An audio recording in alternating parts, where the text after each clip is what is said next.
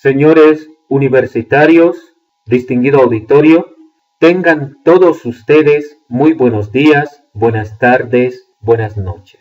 Vamos a iniciar con el tema número 3, el mismo que lleva por título Educación formal, no formal e informal. Objetivos. Para el mejor aprovechamiento de esta asignatura se presentan los objetivos. Es decir, al finalizar el presente tema, cada uno de vosotros estará en condiciones de comprender y conocer el marco conceptual de la educación, conocer las diferencias entre educación formal, no formal e informal. Dadas a conocer estas consideraciones, creo yo, podemos comenzar. 3.1. Marco conceptual. Educación. En inglés, education. En alemán, Bildung. En latín, educationem. En japonés, kyoiku, que significa porvenir. ¿Qué es la educación? Según Gregorio Marañón, 1960, la educación es una superación ética de los instintos. ¿Los animales pueden ser educados? Si nosotros vemos estas fotografías y tomando en cuenta que la educación es una superación ética de los instintos, la respuesta es no. Los animales no pueden ser educados. Los animales son entrenados. El entrenamiento es la repetición mecánica de actividades. La educación es la transmisión de conocimientos de un ser humano a otro ser humano, de manera que el segundo sea transformado culturalmente. ¿Y cómo transformamos culturalmente a un ser humano? A partir del incremento del conocimiento, entendiéndose por conocimiento como el proceso mediante el cual el hombre, desde sus estatus y roles sociales y a través de su actividad práctica específica, se apropia del sistema de objetos y conceptos creados por las generaciones precedentes y los utiliza para transformar la naturaleza, la sociedad y su propio pensamiento, con lo que enriquece y profundiza los sistemas lógicos existentes y crea un nuevo punto de partida para las generaciones venideras. 3.2. Etimología de la palabra educación. La palabra educación tiene doble etimología. Proviene del latín educaré y del latín exducere. Educaré significa criar, alimentar, instruir, hacer crecer. Plantea la idea de nutrir, de llevar a otro un alimento material o espiritual. El proceso va de afuera hacia adentro y se denomina heteroeducación. A diferencia de ello, exducere significa extraer, externalizar, sacar afuera, hacer salir. Está vinculado a la idea de extracción. El proceso va de adentro hacia afuera, también denominado como autoeducación. 3.3. Cocientes filosóficas. Se pueden destacar dos corrientes filosóficas en su forma más opuesta, el materialismo y el idealismo. Y una tercera se ubica como término medio, el positivismo. El materialismo. No creen en la existencia de un ser supremo, solo creen en lo material, en lo que ha sido creado por los átomos. Dicta que la conciencia y el pensamiento son resultados de la materia. La materia es lo primero y la idea, la conciencia o el espíritu es secundario, porque nace de la materia. Según el materialismo, primero es la materia y después el conocimiento. El profesor es dueño del conocimiento, porque primero debe de haber un cerebro, después el conocimiento y las ideas. El idealismo cree en la existencia de un ser supremo que creó al ser humano y a sus facultades. Cree que el ser humano va más allá de los materiales y se debe tomar en cuenta la conciencia, las ideas, el sujeto y el pensamiento. Dicta que el ser humano puede cambiar su destino mediante su pensamiento. primero es la idea o espíritu, y que por lo tanto la materia es secundario porque se deriva de la idea. En resumen, según el idealismo, primero es el espíritu y después el cuerpo. El profesor es tutor, es guía, es el que debe conducir las ideas de sus alumnos. El positivismo. Según el positivismo, el cerebro tiene dos hemisferios. Si no hay conocimiento, tenemos que enseñar. Educaré. El proceso va de afuera hacia adentro y está relacionado con la heteroeducación. En el otro hemisferio existe conocimiento y ese conocimiento se debe conducir, extraer, porque está ahí. Exduceré. El proceso va de adentro hacia afuera, también denominado autoeducación. La educación es un proceso de acrecentamiento, heteroeducación, y es también un proceso de crecimiento, autoeducación. En síntesis, la educación es un proceso global. El positivismo trata de mediar y se convierte en un proceso global. Suma el cerebro más el conocimiento, el materialismo más el idealismo. 3.4. Evolución de la educación boliviana. Como tarea se pide investigar la evolución de la educación boliviana, la educación en las culturas indígenas originarias, la educación en el coloniaje, la educación en la época republicana. Se remonta principalmente al año 1825, donde Simón Rodríguez es designado director general de educación por Simón Bolívar. Las escuelas indígenas y la escuela del Ayllu de Huarizata. Entre 1931 y 1940, la educación debe darse en el campo, en el lugar donde vive el campesino.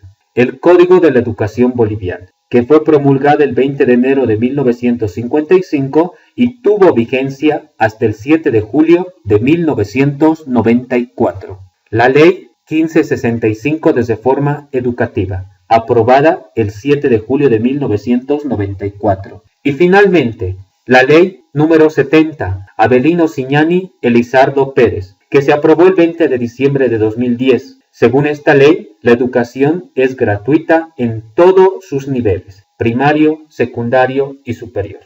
3.5. El fenómeno educativo. El fenómeno educativo es parte fundamental de la teoría educativa. La pedagogía es un enfoque que agrupa los siguientes 4 elementos. La filosofía de la educación trata de responder a la cuestión ¿para qué se educa? La política de la educación trata de responder ¿cuándo educar? ¿Con qué educar? La tecnología de la educación trata de responder la interrogante ¿cuál es el mejor método para educar? La ciencia de la educación, también denominada teoría de la educación, trata de responder la cuestión ¿por qué debemos de educar?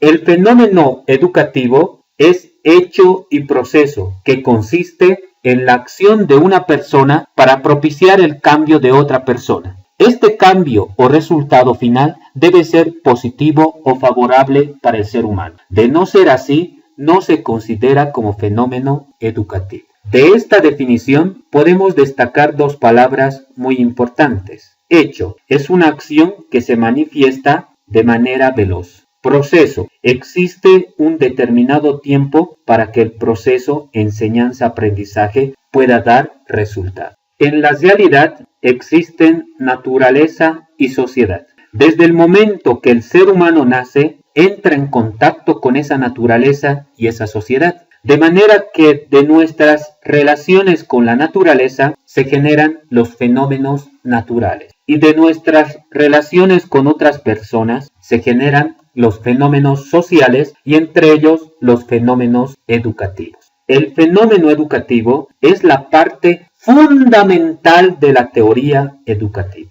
La teoría educativa estudia el comportamiento del fenómeno educativo. La teoría educativa, entendida como la parte científica de la educación, tiene como objetivo o propósito el estudio del fenómeno educativo, que puede ser hecho o proceso, para describir, explicar, predecir u orientar su comportamiento. 3.6. Actores que participan en el proceso educativo. Los agentes fundamentales del proceso educativo o de la educación en general son 4: el educador, el educando, el contenido curricular y los medios educativos. El educador, así por ejemplo se tiene al profesor, docente, catedrático o pedagogo. El educando, también conocido como el alumno, el estudiante, el universitario. El contenido curricular es el mensaje del educador al educando. Principalmente está relacionado con el plan de estudios, el programa analítico transmitido como mensaje. Los medios educativos. Para ello necesitamos principalmente pizarra, voz humana, oído, pupitres, computadoras, entre otros elementos o medios educativos. 3.7. Proceso enseñanza-aprendizaje. El educador, el educando, el contenido curricular, los medios educativos y la respectiva retroalimentación. 3.8. El universo educativo. Según Trilla Jaume, 1993, el universo educativo es el conjunto total de hechos, sucesos, fenómenos, efectos educativos formativos y o instructivos, y por extensión es el conjunto de instituciones, medios, ámbitos, situaciones, relaciones, procesos, agentes y factores susceptibles de generarlos. Este autor divide el rectángulo del universo educativo en 3 sectores. El sector A corresponde a las instituciones y medios de formación y enseñanza ubicados en la estructura educativa graduada, jerarquizada y oficializada, es decir, el sistema educativo formal. El sector B está formado por el conjunto de instituciones y medios educativos intencionales y con objetivos definidos que no forman parte del sistema enseñanza graduada o formal.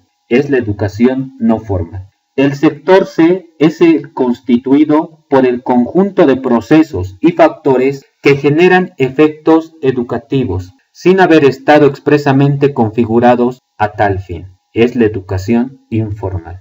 3.9. Criterios de semejanza y contraposición. Gonzalo Vázquez, en base a las definiciones dadas por Combs y Ahmed 1975, extrae 4 criterios para analizar la red de relaciones de semejanza y contraposición de los conceptos de educación formal, no formal e informal. Para ello vamos a elaborar una tabla con 4 columnas y 5 filas. En la primera columna se van a tener los criterios: duración, universalidad, institución, estructuración, educación formal, educación no formal y educación informal. El primer criterio, duración. En la educación formal está limitada por etapas, niveles, semestres, créditos, entre otros. En la educación no formal la duración es limitada y en la educación informal la duración es ilimitada. Universalidad. La educación formal es universal dentro de ciertos límites. Ejemplo, periodo de obligatoriedad de la educación escolar que varía según los países. En la educación no formal, cada acción se dirige a una persona o grupo concreto con características comunes. Y en la educación informal es universal porque afecta a todas las personas. Institución. Con respecto a la educación formal, es impartida en una institución específica, la escuela o la universidad. En la educación no formal puede impartirse dentro de las organizaciones o fuera de ellas. Y en la educación informal, la institución es la menos institucionalizada. Estructuración.